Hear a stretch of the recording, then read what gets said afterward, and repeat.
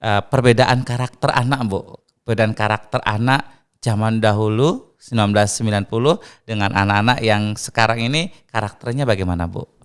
Ada GBHN segala macam Ya. kan, ya terutama PMP itu ada ditanamkan kepada anak untuk yang toleransi segala macam. Cuman itu hanya dalam teori aja. Iya. Tapi dalam penerapan dalam kehidupan sehari-hari itu belum seperti sekarang. Kalau dulu itu memang mereka belajar sendiri ya, Bu ya. Iya. Belajar sendiri dari melihat orang sekitar, kemudian yang ditanamkan itu di sekolah digembleng ada P5, ada Iya. pendidikan karakter dan lain-lain. Iya. Sepertinya ada paksaan mau tidak mau harus seperti ini sesuai tuntutannya begitu.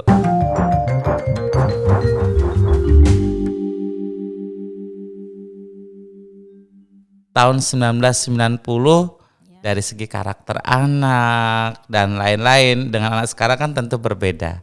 Apa tantangan terbesar sebagai guru di zaman tahun 1990 saat itu? Pada tahun 90 memang anak-anak itu pada umumnya akrab dan guru. Dan Akrab mereka dengan guru. akrab dan guru. Dimanapun kita bertemu dengan siswa, itu pasti mereka mendatangi kita. Datangi kita. Iya. Kemudian dan yang sangat berkesan yang saya masih ibu ingat sampai sekarang, setiap ibu masuk warung hampir tidak pernah bayar. Karena di warung itu mungkin ada siswa yang, kita. Iya, yang kebetulan kita juga tidak melihat, tidak apa, tahu kalau kita mau bayar sudah dibayarkan. Sudah ada yang bayarkan Iya, itu ya. Itu waktu itu. Cuman kalau dari segi kesulitan atau mungkin tantangan terbesar sebagai guru di zaman 1990 itu loh, Bu. Iya, waktu itu kita kurikulum kan masih kurikulum lama, kurikulum KTSP waktu itu. Mencari materi untuk materi pelajaran itu sulit sekali. Sulit ya, karena mungkin ya akses internet saat itu belum secanggih saat ini. Iya. Kemudian siswa pun tidak seperti sekarang. Kalau sekarang kan siswa banyak yang kreatif kan, banyak bisa mencari di internet segala macam. Bahkan kadang-kadang kan siswa mencari buku sendiri. Apalagi kalau lagi mereka jalan-jalan, mungkin piknik kemana, pasti bisa mereka bisa mencari buku segala macam. Kalau dulu tidak, anak itu berharap dari guru. Dari guru ya, terpusat ke guru ya. Terpusat ke guru. Jadi guru yang harus mencari. Harus mencari. Ya, jadi kalau misalnya kita pelatihan kemana, apalagi kalau pelatihan ke Jakarta ya, kita sempatkan mencari buku. Mencari buku, karena ya itu tadi, karena siswa itu memperoleh dari guru gitu ya, sumber utamanya dari guru. Iya. Dan literatur kita itu bukan cuma satu. Kita harus mencari dari buku-buku mana, dari sumber mana, itu zaman dulu. Kalau sekarang kan kita tinggal buka di internet, buka HP aja kan sudah bisa. Betul. Ya. Kalau kita sebagai guru itu kan ada istilah tuturi handayani, kemudian ada istilah guru itu digugu dan ditiru. Nah, kalau Ibu Saidah sebagai guru senior memaknai kata guru itu digugu dan ditiru itu seperti apa, Bu? Kalau menurut Ibu, kita harus memberikan contoh yang baik buat anak. Gak usah contoh yang yang terlalu jauh, yang terlalu sulit.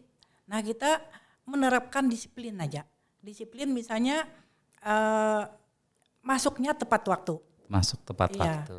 Tepat waktu masuk ke dalam kelas, karena kadang-kadang kalau kita tidak menerapkan itu, karena di kelas misalnya ada guru yang kosong atau guru yang terlambat, pasti siswa ada kesempatan untuk berbuat yang di luar dari kontrol itu ya. Di luar kontrol kita. Makanya kita harus menjadi contoh bagi guru anak-anak. Harus menjadi contoh bagi anak-anak dari banyak hal ya, Bu ya, karena kita posisi kita di depan dilihat oleh anak-anak, maka ya kita harus memposisikan bisa dicontoh, dilihat yang baik gitu ya. Iya. Dan juga menurut yang sering kita mengikuti pelatihan kan, guru itu harus bisa jadi model. Nah, guru harus jadi model ya, Bu ya. Makanya dulu bukan dari segi kita berperilaku saja, dari segi berpakaian pun seharusnya kita menjadi contoh Betul, buat anak didik contoh. kita. Karena tadi Ya. kata Ibu tadi kan Iya. guru memang harus menjadi model. Maka Iya. ketika gurunya berpakaiannya seperti ini, maka anak ya yang Iya. dicontoh ya seperti itu gitu ya Bu ya. Iya.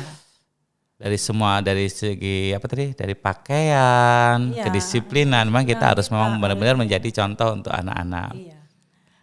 Kemudian lagi ya, kita jangan terlalu keras dengan anak-anak karena Betul. kadang-kadang karena ibu juga kan termasuk kalau mungkin teman-teman milenial juga termasuk yang keras. Iya. Tapi kadang-kadang ibu introspeksi diri juga karena kadang-kadang apa yang ibu lakukan yang keras itu tidak menghasilkan buah yang bagus. Betul. Berarti harus tetap Iya. disesuaikan. Iya, harus Disesuaikan. ada Itu pendekatan. disebut metode ya Bu. Metode atau bagaimana? Metode kita dalam menangani anak-anak atau lain sebagainya harus dengan cara yang berbeda-beda atau bagaimana? Iya, itu termasuk metode kita mendekati anak-anak. Di Nah, kelas mungkin tuh ya. kita coba misalnya dengan sesuatu yang keras dulu, oh tidak bisa. Kita adakan pendekatan, oh tidak bisa. Jadi kita mencari yang lain lagi. Ya, berarti kita sebagai guru harus menemukan Iya. cara bagaimana kita mengetahui setiap permasalahan yang dialami oleh siswa begitu ya Iya. Bu ya. Betul, betul. Karena kadang-kadang anak kan tidak selalu terbuka. Ya. Ya, tidak selalu terbuka dengan kita. Makanya kadang-kadang karena ibu juga sebagai wali kelas dengan anak-anak, kadang-kadang ibu bicara dengan anak-anak, wali kelas itu adalah wakil ibu, orang tua kamu di rumah.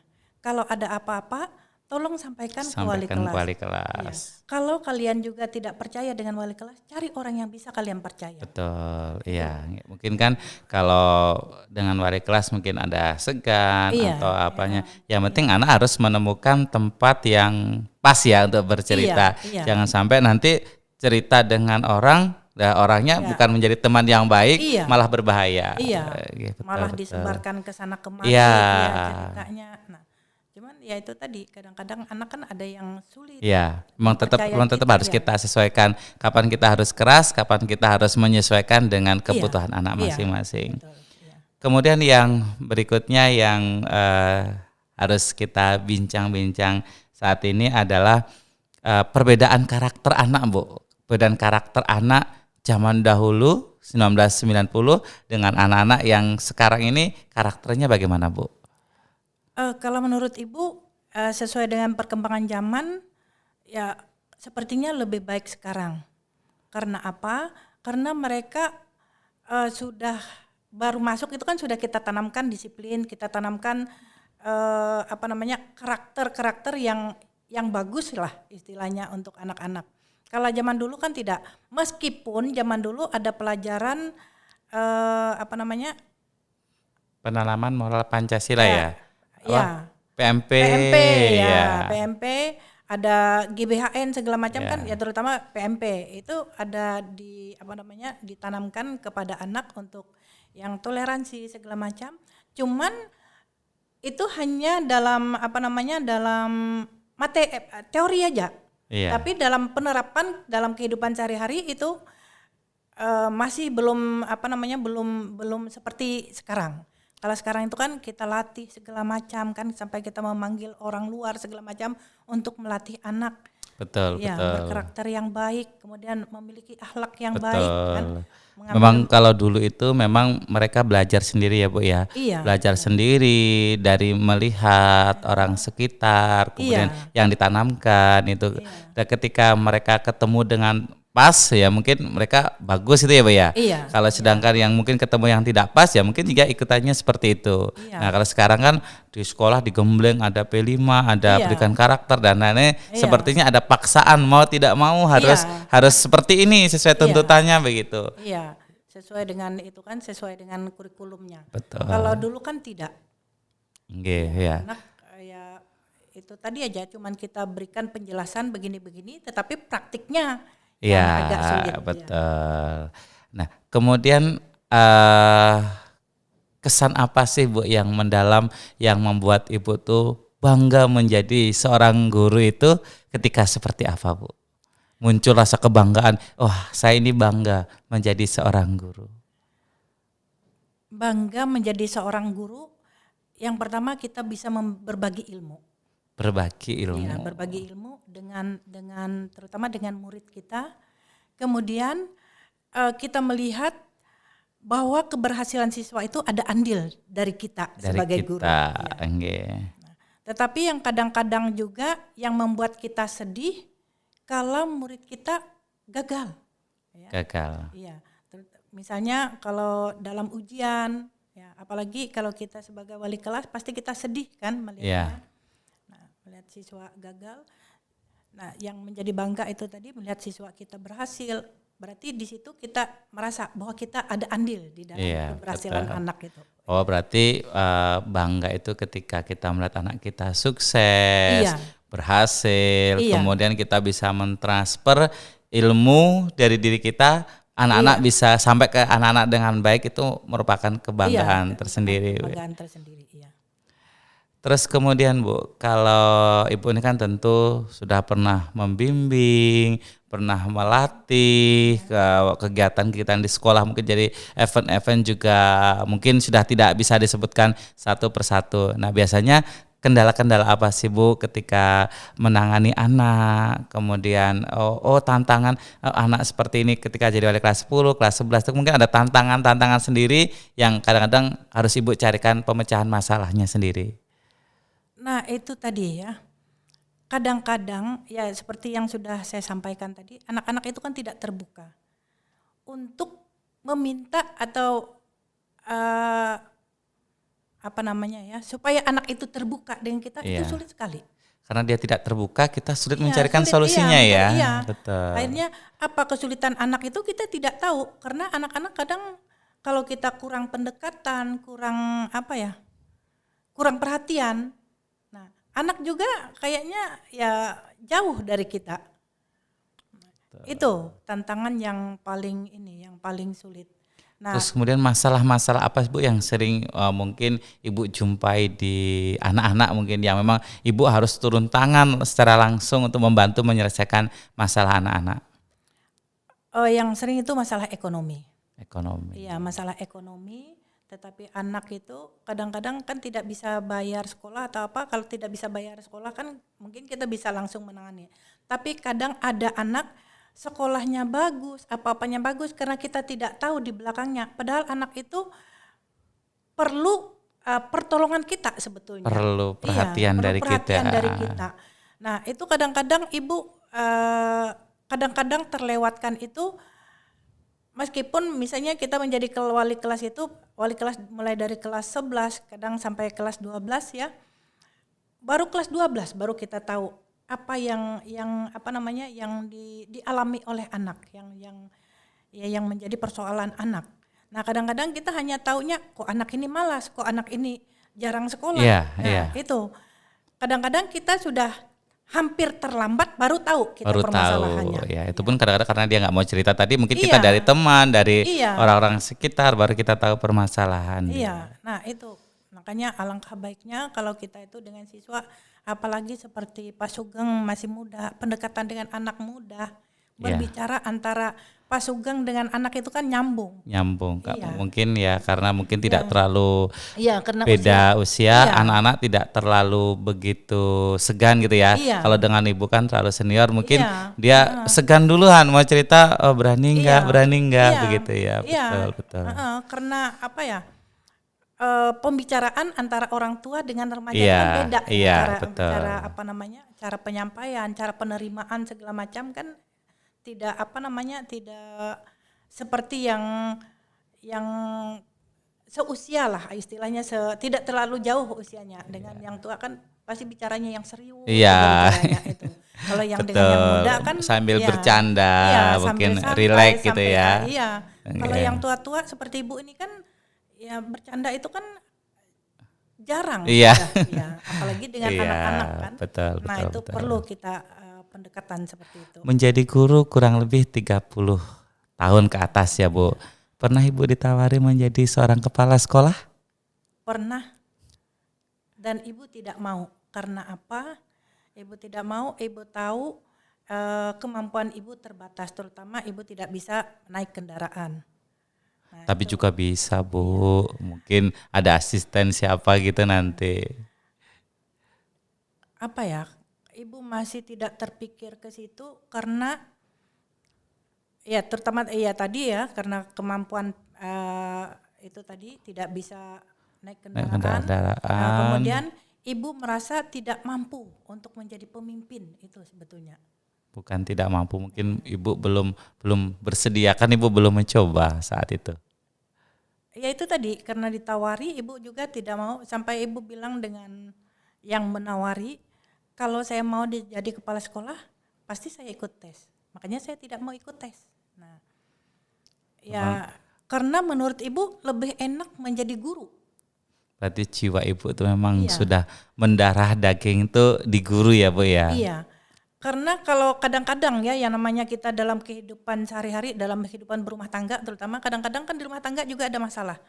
Ada masalah di rumah tangga, kita bawa datang ke sekolah, itu hilang masalah di rumah. Ketawa-ketawa di sini, ketemu dengan anak-anak, kalau melihat kelakuan anak yang lucu-lucu kan betul. Kita ikut bahagia juga kan melihatnya. Happy juga. Itu makanya kadang-kadang orang, kenapa guru kok lambat tua ya? Nah itu betul. Ya, karena kita melihat kelakuan anak kadang-kadang, meskipun kadang-kadang kita kan tersenyumnya kan kadang-kadang sembunyi-sembunyi supaya anak tidak melihat tidak apa. Nah, padahal kita ikut senang. Itu bahagia. Disitulah letak keberkahan, kebahagiaan dari seorang guru. Makanya ibu tetap memutuskan untuk tetap menjadi guru walaupun ada tawaran sebagai kepala sekolah. Iya, betul. Pernah nggak ibu terlintas dalam benak ibu, kenapa sih saya kok dulu memutuskan jadi guru, penyesalan di saat ini, ada nggak Bu? Tidak ada. Tidak ada Bu ya? Tidak ada. Menurut ibu, kalau apalagi ibu seorang perempuan, itu paling enak menjadi guru. Karena paling apa? Enak jadi guru. Kenapa? Waktu kita kan, waktu dulu kita pulang pukul 2 sudah pulang, sisa hari kan bisa untuk berkumpul untuk keluarga. Nah kemudian lagi, kalau waktu libur kan kita, karena jadi guru kan ada waktu liburnya. Waktu libur kan kita bisa dengan anak-anak di rumah. Betul. Itu. Ya, jadi memang walaupun dulu latar belakangnya tidak kepingin jadi guru, kepingin jadi polwan, ternyata setelah terjun jadi guru, ternyata guru itu adalah pilihan yang terbaik ya Bu ya. Iya. Bahkan ibu berpikir bagaimana seandainya saya jadi polwan dulu. Nah malah ibu berpikir seperti itu. Karena ibu lihat yang namanya jadi polisi kan bisa kesana kemari, dipanggilnya bisa malam. Mereka kan harus siap 24 jam kan. Kalau guru kan tidak selalu. Ada waktu-waktu tertentu. Meskipun kadang-kadang kita direpotkan anak-anak, kadang-kadang jam 1 malam. Kadang kan mengirim, apalagi zaman sekarang kan mengirim WA segala macam, tanya ini tanya itu. Nah kita usahakan aja. Kadang-kadang ya ada dalam hati perasaan jengkel. Tapi yang namanya kita dengan anak-anak kan berusaha. Karena sudah tanggung jawab kita tadi Bu ya. Tetap kita harus bagaimana meluangkan waktu untuk mereka. Begitu. Kemudian waktu 33 tahun ini tentu banyak sekali teman, kemudian pergantian kepala sekolah, kemudian ada duluan guru yang sudah purna duluan. Nah, apa sih Bu kesan mendalam yang mungkin tidak akan pernah ibu lupakan ketika ibu sudah purna tugas dari SMK 1 dan itu sepertinya tidak pernah ibu dapatkan dimanapun selain di SMK 1? Kesan ibu yang tidak pernah ibu lupakan, rasa kebersamaan kita itu. Yang mungkin kalau ibu banding-banding di sekolah lain rasanya lebih akrab, lebih dekat di SMK 1. Iya. Kalau ibu membandingkan. Tapi namanya kita tidak tahu bagaimana tempat orang kan, yang tahu kita tempat kita aja. Nah, lebih enak rasa kekeluargaannya. Mungkin kita bisa berbagi, bisa berkeluh kesah dengan teman-teman kan bisa. Nah, kemudian kadang-kadang kalau kita dapat apa musibah atau apa, teman lain juga kan ikut perhatian kita, bahkan ikut membantu. Karena ibu pernah dulu anak ibu yang pertama itu kan sakit waktu itu dan harus dirawat di Pulau Jawa sana, kemudian memerlukan biaya yang besar. Apa perhatian dari teman-teman di sini, dan ibu tidak menyangka sama sekali sampai sebesar itu. Ibu diberikan amplop yang banyak sekali isinya, dan ibu waktu itu menangis Ibu melihatnya. Perhatian teman-teman itu ya melebihi kalau kita ya memang sih ya saudara sih ada ya. Iya. Tapi yang namanya teman-teman kadang-kadang dengan saudara karena saudara juga jauh, kita keluh kesah juga kadang-kadang kasihan kan kalau yang sesama guru mereka hari-hari melihat kita. Iya, Ya, betul. dan tahu apa yang sedang kita rasakan kan mereka Betul.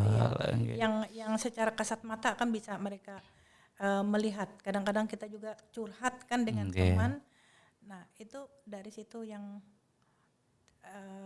sesuatu yang tidak bisa Ibu lupakan. Kalau Rasa boleh kebersamaan. misalkan Ibu berkenan nggak kalau masih beberapa waktu, kalau dari segi kenangannya luar biasa, oh saya masih kepingin lebih lama lagi kumpul dengan teman-teman yang Iya. ada di sekolah. Iya, meskipun kadang-kadang karena terpikir, oh saya sebentar lagi pensiun, saya sebentar lagi bebas tugas.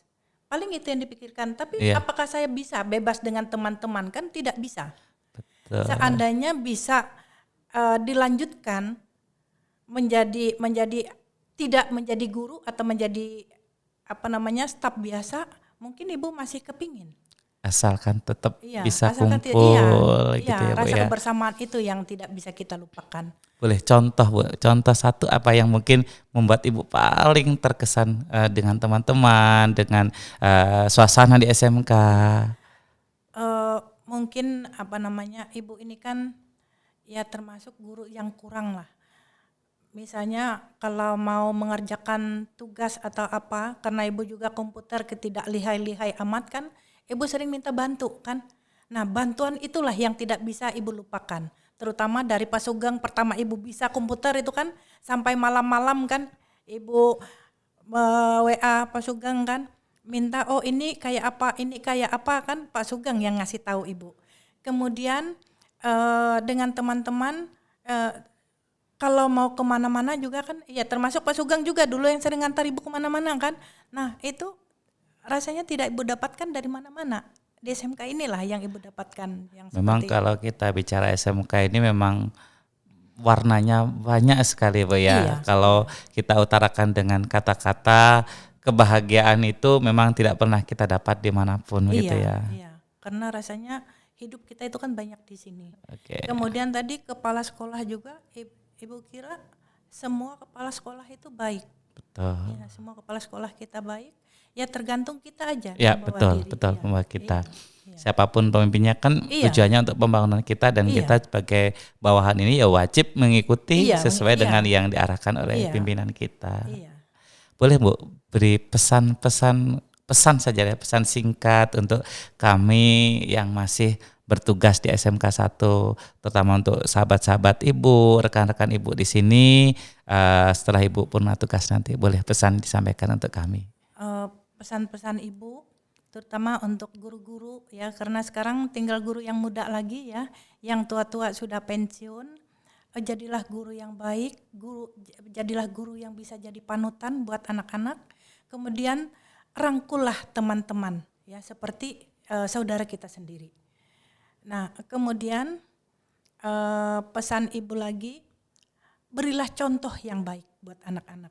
Misalnya terutama kita kalau datang harus tepat waktu, ya paling tidak ya 10 menit, 5 menit atau 15 menit ya enggak jadi masalah. Karena apa? Karena anak-anak itu kan datang ke sekolah kan kepingin kita ajari, kepingin dapat ilmu dari kita.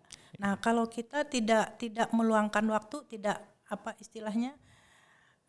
melaksanakan tugas dengan baik, kasihan anak-anak kita yang datang. Apalagi siswa kita pada umumnya kan datang dari luar Sampit kan, banyak yang dari jauh-jauh ya. Nah, itu aja. Kemudian untuk teman-teman, meskipun kita berpisah, misalnya saya tidak bertugas lagi di SMK 1, saya mohon janganlah persaudaraan kita itu selesai sampai Ibu pensiun. Nah, kalau ada apa-apa Ibu juga kepingin selalu diundang, bukan selalu ya, kalau ada kesempatan yang baik, ada kesempatan, ada kegiatan apa ya, Ibu juga berusaha untuk hadir. Nah, disitulah kita meluapkan rasa rindu tadi. Kangen. Iya. Intinya kami, terutama saya pribadi kan sudah dengan Ibu sudah kurang lebih, kalau dengan Ibu kan sudah 17 tahun di sini. Ucapkan terima kasih atas kebaikan Ibu. Kemudian untuk teman-teman semuanya mungkin juga kita mewakili mohon maaf selama mungkin berteman, namanya kita bercanda, pasti ada tutur kata yang terkadang kita di luar dari kendali kita. Dan yang pasti mudah-mudahan Ibu selalu sehat sampai nanti, dan yang pasti persaudaraan itu akan tetap kita tanamkan sampai kapanpun Ibu tetap menjadi bagian dari SMK Negeri 1 Sampit. Iya, Ibu juga mengucapkan terima kasih terutama untuk Pak Sugeng yang sering membantu Ibu. Sama. Dari Ibu belum bisa komputer sampai Ibu bisa, kemudian sering mengantar Ibu ke sana kemari ya. Mohon maaf kalau ada kata-kata Ibu yang menyakiti hati Pak Sugeng. Begitu juga dengan teman-teman yang lain. Kita ini meskipun tidak saudara, tapi lebih dari saudara. Lebih dari saudara, iya, betul. Saudara. Mudah-mudahan kita semuanya selalu diberikan kesehatan ya Bu ya, terutama amin. Ibu walaupun sudah purna tugas, tetap nanti sekali-kali tengok kami ke sini. Bagaimanapun kami perlu sosok seperti Ibu Saidah yang selalu memberikan motivasi untuk kita, karena yang muda ini bagaimanapun pengalamannya kurang, tetap perlu sosok seperti Ibu Saidah yang selalu mengingatkan kami sehingga kami bisa meneruskan estafet dari SMK 1 Sampit ini. Iya, sama-sama. Dan ini saya salut dengan guru yang muda. Semangatnya bagus. Kemudian mereka rata-rata menguasai teknologi. Nah, makanya dari situ kadang-kadang Ibu ini hebat sekali ya. Kadang-kadang melihat karya ya bukan guru-guru muda sekarang ya yang di luar, kadang-kadang di luar pemikiran Ibu. Oh iya nih kok hebat sekali ya, kok ini bisa ini ya gitu. Ibu kagum sekali ya. Ya. Siap. Ya, semoga apa yang guru-guru muda khususnya seperti Pak Sugeng ya bisa berkarir lebih lagi ya, bisa menerapkan, menggali sekaligus ya ilmu yang mungkin berkembang setiap tahunnya. Siap. Kami akan selalu mencoba yang terbaik, dan nanti Ibu jangan kaget kalau malam-malam nanti walaupun sudah pensiun ada chat dari kami, Bu, bagaimana Bu? Itu kami pasti akan selalu menghubungi dan selalu merindukan suasana Ibu di sekolah ini. Insya Allah. Amin. Terima kasih Ibu sudah meluangkan waktunya di sini. Sekali lagi semoga Ibu selalu sehat. Amin. Dan kami sampaikan lagi, walaupun Ibu nanti sudah purna tugas, Ibu tetap menjadi bagian dari keluarga besar SMK Negeri 1 Sampit. Iya, terima kasih banyak. Mohon maaf atas segala kekurangan ya. Mungkin inilah Ibu ya, karakter Ibu, dan mohon maaf kepada khususnya Pak Sugeng dan kepada Bapak dan Ibu guru, juga kepada kepala sekolah terutama ya. Mohon maaf kalau ada kesalahan, yang namanya Ibu juga manusia, banyak sekali kesalahan yang pernah Ibu lakukan ya. Ibu mohon maaf yang sebesar-besarnya. Sama-sama. Mudah-mudahan ini menjadi berkah untuk kita semua ya Bu ya. Iya. Baik, terima kasih. Baik semuanya, terima kasih telah tadi bincang-bincang saya dengan Ibu Saidah Andam Dewi, guru senior SMK 1 Sampit yang akan purna tugas pada tahun 2023. Tetap jangan kemana-mana, saksikan terus Bisa Bincang Santai bersama dengan podcast SMK Negeri 1 Sampit. Terima kasih. Assalamualaikum warahmatullahi wabarakatuh. Waalaikumsalam warahmatullahi wabarakatuh.